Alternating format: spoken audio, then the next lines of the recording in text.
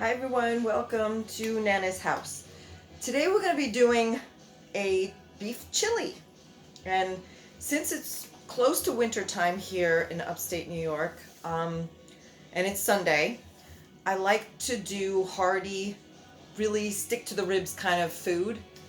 Well, most of the time I make pizza on Sunday because I'm watching football, and stretching the dough keeps me from killing the TV, watching can't speak, New York Giants because they are so bad. But today, instead of doing pizza, we're going to do chili. First off, I never buy breadcrumbs already done in the container. That's just me. I like to have fresh breadcrumbs to season our meat, but you can certainly do that if you want. I'm going to take 2 pieces of bread, kind of similar to when I do my meatballs. 2 pieces of bread. Let's get rid of this. Don't need this.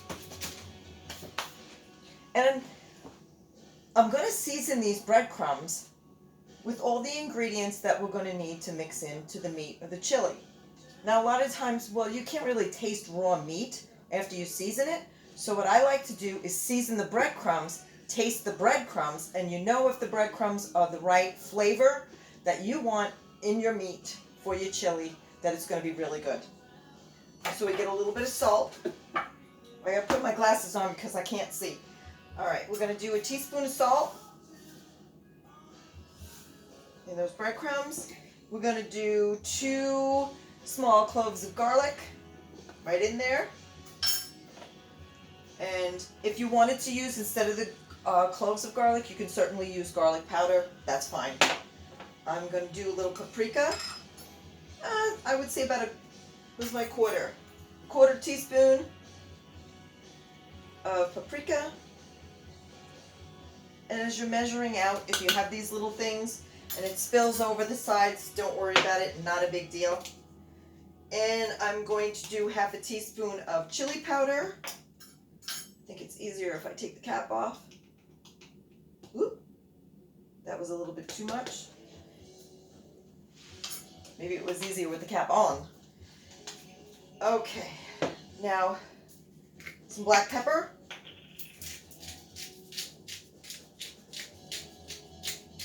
Probably about a quarter teaspoon of black pepper.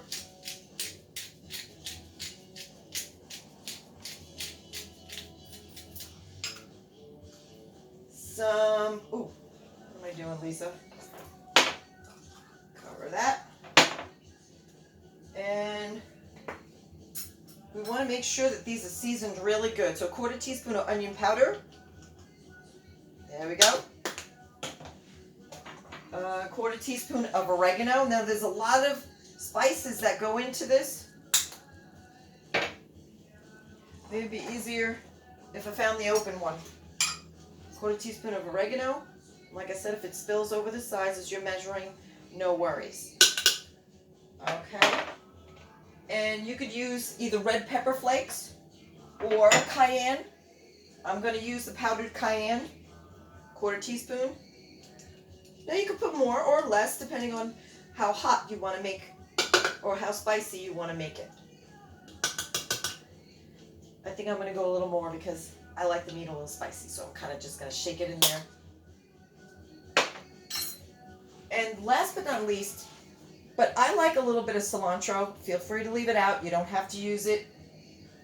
Quarter teaspoon of cilantro. Cilantro is like one of those things that either you like it or you hate it. And then we put the cover on this. I'm trying to think, did I leave anything out? Get it all mixed up.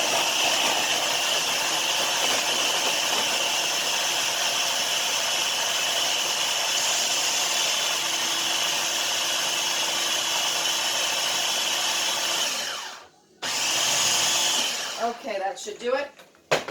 Top the top off and give it a quick taste test. Oh, that's really good. Okay. Now, in the meantime, in this pan, which I have heated up right now, I'm going to take a little olive oil. A couple of swirls of olive oil. And here I have chopped up onion, green pepper, and red pepper. I'm going to throw this in the pan, let this saute.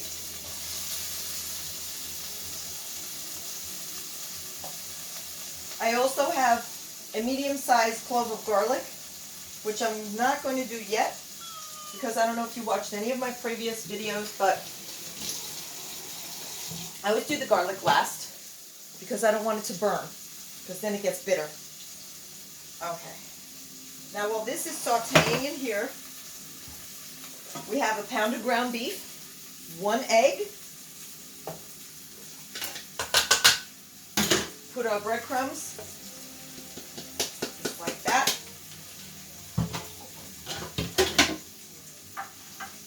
And get in there and mix it up really good. Roll your sleeves up. Take your rings off if you have to.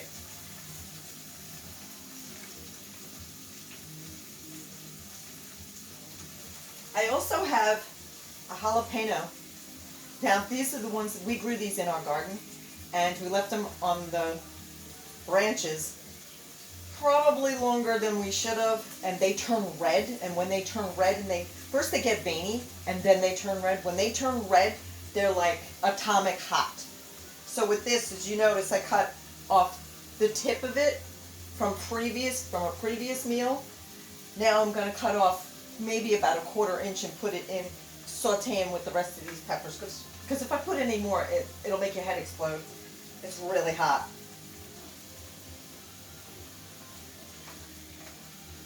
Whoever said cayenne peppers weren't hot didn't grow them in my garden and didn't let them turn red and veiny. Okay, get this all mixed up. Fantastic.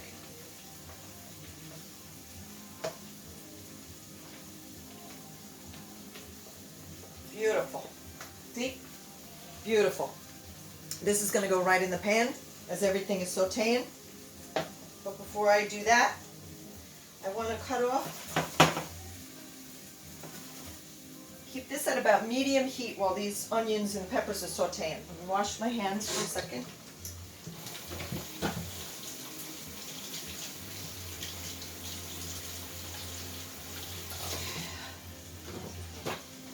Because I'm going to put this aside a second, because I want to shave off a slither of this atomic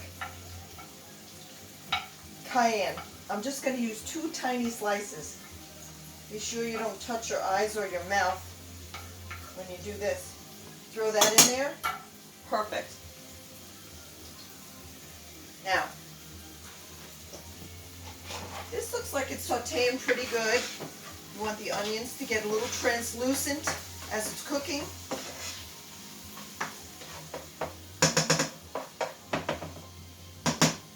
Now we put in our garlic.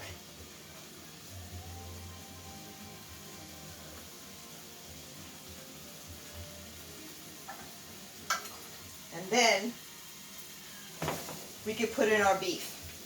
You could break it up with your hands. When you do a chili, you don't have to do beef. I like a beef chili. You could do a straight up vegetarian. Same thing with the peppers and the onions and the garlic, only you would go straight to your paste and your beans and your sauce.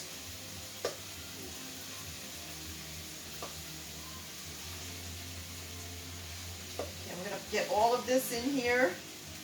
I'm going to brown up this meat, break it up while it's cooking.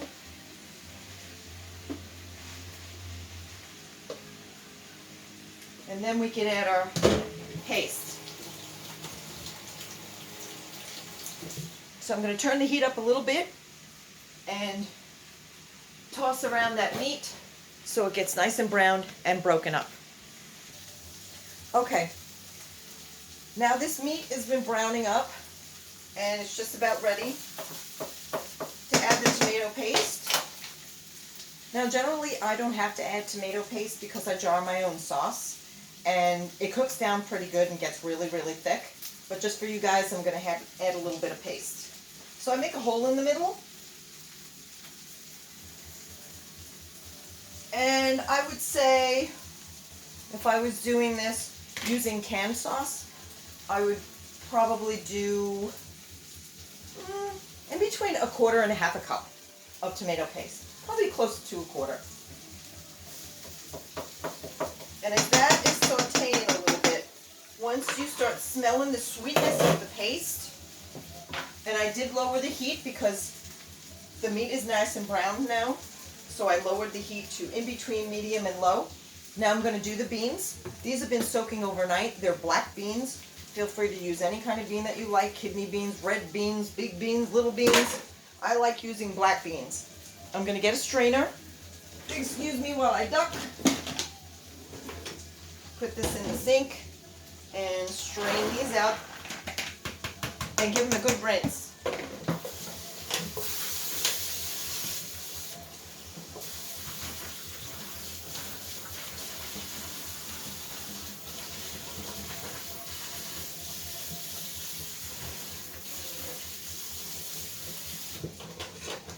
And again, you can use canned beans if you want. I like using the fresh ones because they have a, even though you cook them down for a couple hours after you soak them overnight, they have like a little bit of a snap to them and they just taste fresher. Okay. Now I'm going to add the beans. Beautiful. Give it a stir.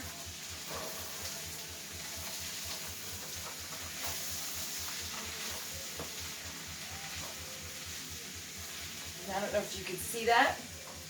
It looks, feel free to zoom in, it looks beautiful and it smells amazing. And last but not least is my sauce. You can buy crushed tomatoes, you can buy chopped tomatoes, buy whatever your heart's desire. This is my personal sauce from my garden. Add this.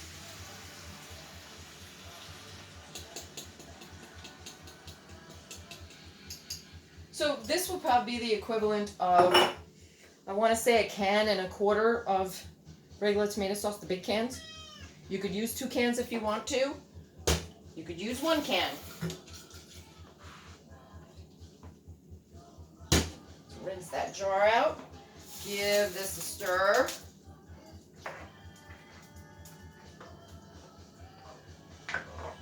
It's already thick and delicious and amazing. And now we can season up our sauce. I add a little bit of salt. Now watch me. A little bit. Just a little bit. And now I want, let's see, what do I want? Oh, I want some more of the cilantro. If I can see which one it is, I need to put my glasses on. Thank you. A little bit of cilantro, which I like. It's probably less than 1/4 teaspoon, probably half of that. Some chili powder. Let's see, what else do I want in here? Ah, I know what I want. Sriracha. Okay. A little squirt around. Whoop. Of sriracha.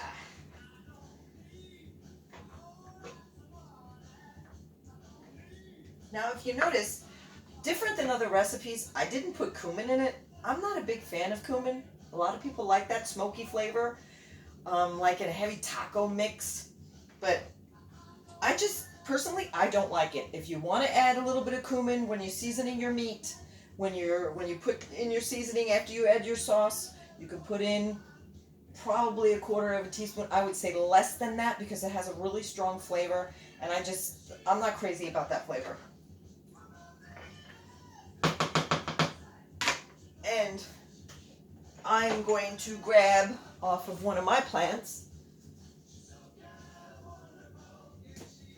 I'm going to take a rinse. 1 tiny bay leaf. It's not a necessity if you don't have it. Whoa. You don't have to worry about it. But that's it, guys. That's about it. You want to spice it up a little bit more? I did the chili powder in there. I'm going to do some red pepper flakes in there. Just give it a shaky, shaky, shaky. Put it on low. Let this cook for a couple hours. Because it's fresh beans, I would say 2 hours, 2.5 hours. If you're using canned beans, probably 45 minutes to an hour, you'll have the most delicious chili. So don't forget, Taste, taste, taste your food. And that's what I'm going to do right now. Let me get a spoon.